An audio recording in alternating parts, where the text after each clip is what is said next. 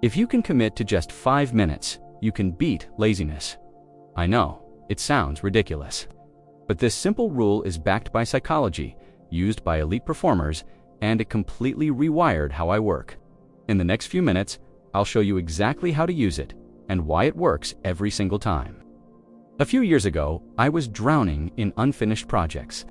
My to-do list looked like a graveyard of good intentions, and whenever I tried to start, I'd just freeze. One day, I stumbled across something called the 5-minute rule. I thought, there's no way something that simple could work. But here's the thing, it didn't just work, it changed everything, and I've used it almost every day since. The 5-minute rule is simple. When you feel resistance to starting something, commit to doing it for just 5 minutes. That's it. You don't have to finish the task. You don't even have to do it well. Your only goal is to start and keep going for those 5 minutes. Because here's what usually happens. Once you've started, momentum kicks in and you keep going way past the 5 minutes. Psychologists call this activation energy. Starting a task often feels harder than doing the task itself. In fact, research from Dr. Timothy Pychyl, author of Solving the Procrastination Puzzle, shows that the discomfort we feel before starting is usually worse than the work. The 5-minute rule tricks your brain into lowering the mental barrier. There's also something called the Zeigarnik effect, discovered by psychologist Bluma Zeigarnik, which says our brains hate leaving things unfinished. So once you start, your brain actually wants you to keep going. When I used this rule for writing, I told myself, just open the doc and write for 5 minutes. Most days, I ended up writing for an hour. A friend of mine used it for workouts.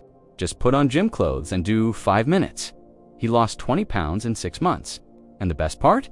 It works on boring stuff too, like cleaning, answering emails, or finally fixing that squeaky door. Step 1.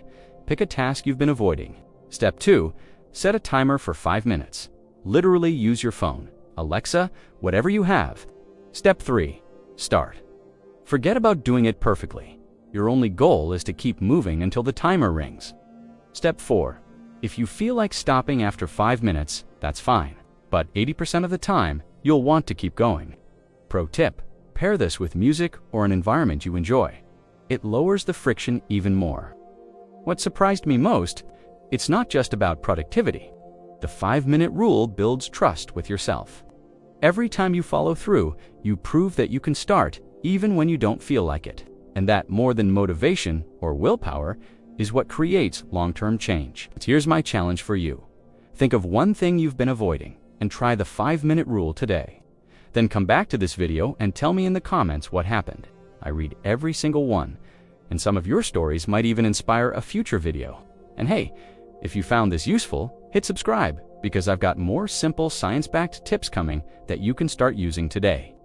In my next video, I am sharing the 2-step system I use every night to make the next day twice as productive.